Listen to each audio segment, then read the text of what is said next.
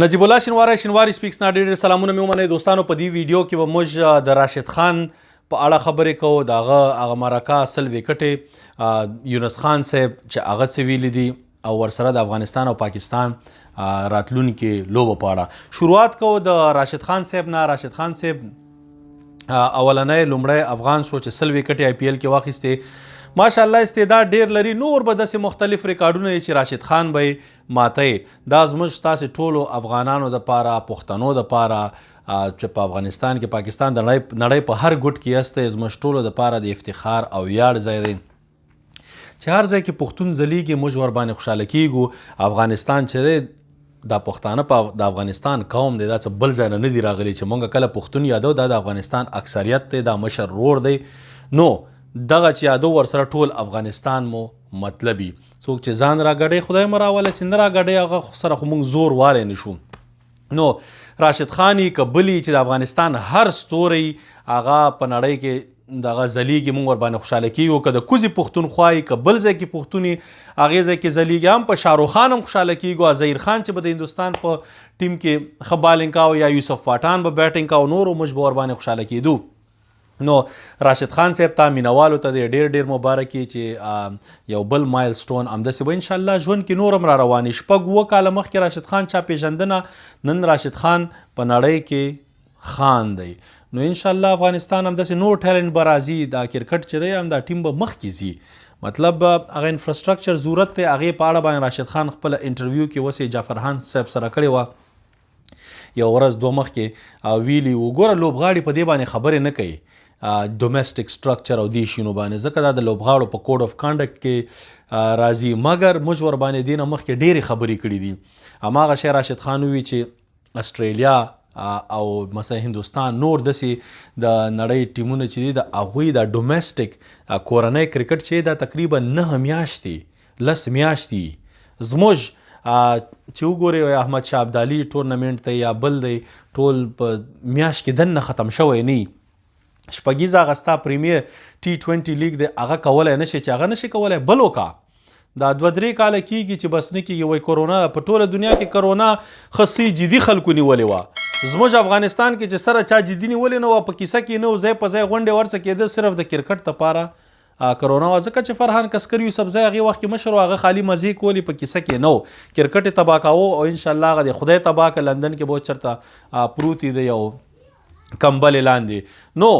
اوس میرویس اشرف نه زموږ دا هیله ده دا بل ګونګی زادران چې دی دا دنه خو زه دونه هیلې نه لرم ځکه چې دا خدای خبر د کوم ځای نه راغلی. وایي یو چا راته ډېر تعلیم یافته کس دی مایل خه کومې یونیورسټۍ نه یې ډیګري اخیستې ده هغه ته معلومات نه و. نو خبره دا چې دا خو همداسې هغه انس حقاني راوستی دی هغې په اړه باندې ما مخکې ویډیوګانې کړي بار ورباندې خبرې نه کوو. دنه مې دونه هیله ځکه نشته چې دا ماته په کرکټ هم پوه نه ښکاري. دویم دا ماته تعلیم یافته هم نه ښکاري. دریم د کمیونیکیشن سکلز چې دي د CEO دپاره نه دي. نو د طلباو حکومت چې دی اسلامي نظام کې کار اهل کار ته سپارلي. که مسلمانانو کې نه خلک بار نه کس هایر کی کرسچن دي هر څوک دي خو چې اهل کاري. نو په دې افغانستان کې داسې څوک نه و چې تاسې دغه CEO را پیدا کاوه. په کت زادران به دي پرېږده یاره دا خو بیخي ظلم کوئ. نو بیا خلک یې چې ورکې کاغې ته به ډیټیل ته نه ځو مګر زادران ګونګی زادران به غاړې ته کو. میرویس اشرف چې چیرمین دی چیرمین په د بورډ په قانون کې مثلا میاشت کې یو ځلم راشي کافي دی چې 2 ځلم ځکه دا آنري ریسیټ دی کې معاش نشته. دته صرف 1,80,000 افغانۍ چې دا دستاخان ورکول کیږي. نور چې هغه اخوا دې خوا نه څه دغه مراعات که نه چیرمین لکه فرحان کسکر او نورو دا یو وخت کې هغه دغه یو شهزاده مسعود په نوم دا د هغه وخت کې د قانون قرضي ورته فری هینډ ورکړی. بیا دا نور راغله هغه نسیم دانش او پسې د هغه بل عاطف مشل پوه شوې دا خلکو نو دی به پکې ښه پوره ګوتې والي. نو چیرمین دپاره به یې داسې ساتلي ځکه دا دومره ښه سړي بچي نه دي چې دوی ځان دپاره په 1,80,000 افغانۍ باندې دوی ګزاره وشي. نو میرویس اشرف صاحب وایي 6 ورځې ماته خپله ویلي کار کومه او خواریانې لګیا یم کوم. نو چې خواري کوي هغه باید ریزلټ راوځي. دغسې خواري که بار ملکونو سره تاسې بایلیټرل سیریز نسئ جوړولی نو خپل وطن کې خو دا کرکټ پیاوړی کولی شي که نه. T20 نور میچونه وکړئ براډکاسټ یې کوئ. په دې روژه کې باید تاسې رمضان مثلا د یو دغه ملا محمد عمر اخوند T20 هم کړی وای ځکه طلبا هم خوشحاله شي وای زموږ په څه نومونه موږ په کیسه کې نه یو چې فقط د افغانستان کرکټ پکې خیر او د لوبغاړو پکې خیر نو دغه زموږ مقصد دی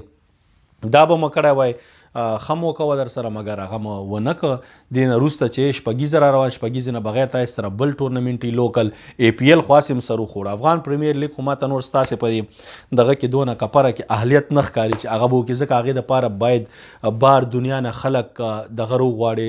انویسټر روغواړي هغه تاسې ته راځي نه هغه تاسې باندې اعتبار نه کوي دې نه مخکې تاسې چې دی په همدغې ځایونو کې فساد کړی دی نو هغې خو سر خوړلی مګر که دا نور ډومسټک باندې کار وشي لکه څنګه چې راشد خان صاحب ووي دا به د افغانستان کرکټ دپاره ښه شي مونږ غواړو چې نور راشد خانان راشي نور رحمان الله ګربز نور همداسې نور پلیران راشي نو انشاءالله هیله لرو هر څونه چې تاسې د کرکټ بورډ فرعونانو ورانه وکړئ غلط کار وکړئ که نه بیا هم خدای پاک چې دی انشاءالله دا کرکټ خرابوي نه او زموږ کرکټ په ښه کیږي دویم دا خو د کرکټ بورډ یو څه بد دغه یو شی چې دوی ښه کړی دی او هغه بار بار موږ ورته ویلو چې د یونس خان او عمر ګل چې دا دغه کوي د افغانستان هیډ کوچ کوي یا بالینګ کوچ کوي نو دوی راواخیسته بیټینګ کنسلټنټ هغه کوم کس چې هیډ کوچ کړی او ګرام تورپ هغه ورته سره هغه دغه خبره چې پاکستان هغه چې ګیام وانه چوله پوه شوې نو هیڅ لیفټ یې ورنه که هغه رام نه غی خدای خبر چې دوی څنګه یو سړی هیډ کوچ کړی و چې هیډ کوچ سره تا ته قدم هم راکې نه ښوده چې راشي او افغانستان په دوبۍ کې هغه کیمپ سره یو ځای شي هلته خو یو ځای نه شو سټوارټ لا ښه ایډیشن و په دغه کې په بنګلادیش سیریز کې نو هغه سټوارټ لا افغانستان ته راتګ غواړي او راتلی شي هغه به هم ښیي چې هغه دغه کې زما په نظر خو ما مخکې ویلو چې یونس خان به بهترین چویس شي چې هیډ کوچ شي بیټینګ کوچ ورسره سره ضرورت نشته چې بل واخلي هیډ کوچ او بیټینګ کوچ دې سره به د افغانستان پیسې چې دي دا هم بچت شي د کرکټ نو دواړه دې دی کوي لوبغاړو سره به خواري هم کوي انشاءالله افغانستان کرکټ به پرمختګ کوي بل یونس خان ویلي زه غواړم چې افغانستان ته راشم افغانستان کې داخلي لوبغاړو سره دغه وکړم خپله تجربه او هر څه ایکسپیرینس شیر کړم نو مطلب هغه هم خپله رضامندي ښودلې ده بورډ دپاره ښه موقع ده نور څه شی غواړئ پوه شوې که کیږي چې وشي ښه به دا اوس راځو د انټرنیشنل کرکټ دپاره د افغانستان دپاره د ODI سوپر لیګ هغه آخري ډیډلاین په 2023 فروری ده که مارچ دی ښه دې نه وروسته بیا نه کاونټ کیږي دا پوینټونه نو افغانستان دپاره ښه موقع ده چې زیمبابوې سره زموږ 3 لوبې دي دا په دسمبر نه ډیلی شو ډیلی کیږي ظالمانو چې کله ضرورت نه نو زیمبابوې ته به شپه ورځ به مو ورسره میچونه و چې اوس دغه ODI سوپر لیګ 3 لوبې دي مهمې هغه ورسره تاسې نشئ جوړولی دا ورسره جوړې کوئ هیله ده زر تر زره یې جوړې کوئ ځکه همدغې وخت کې 3 پوینټونه چې موږ نور واخلو دغه 10 پوینټونه چې نور واخلو بیا ټاپ ته ځو سیکنډ ته که نه نو ګوره د نړۍ ټول کرکټ ټیمونو چې دي خپل لوبې سیټ کړي دي د هندوستان ساوث افریقي سره دي ساوث افریقي انګلینډ سره دي د هندوستان انګلینډ سره هم دي د اسټریلیا هم لوبې دي د پاکستان نیدرلینډ سره لوبې چې تیر کال وې هغه یې ځنډولې اوس ورسره په دغه کې واخیستې په اګست میاشت کې په نیدرلینډ کې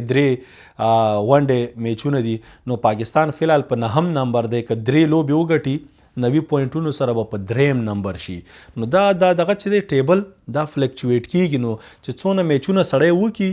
ښه ده د فروری یا د مارچ 2023 نه مخکې دې سره به چې دی زیات چانس یو ځل بیا ورته یم چې ټاپ 8 ټیمونه هندوستان خو الریډي کوالیفای دی ځکه کوربه دی اوه نور ټیمونه چې دي